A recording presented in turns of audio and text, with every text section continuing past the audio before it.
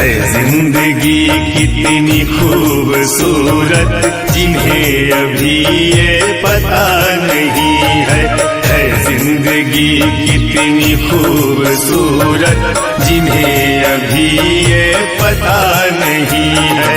कोई बहुत प्यार करने वाला, कोई बहुत प्यार करने वाला, जिन्हें अभी तक मिला नहीं है जिंदगी कितनी खूबसूरत, जिन्हें अभी ये पता नहीं है। जिंदगी कितनी खूबसूरत, जिन्हें अभी ये पता नहीं है।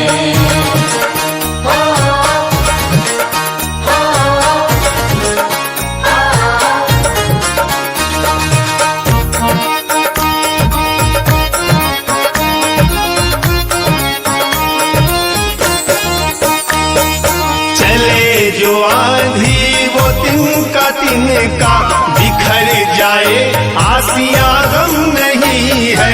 चले जो आंधी वो तिनका बिखर जाए, आसिया गम नहीं है।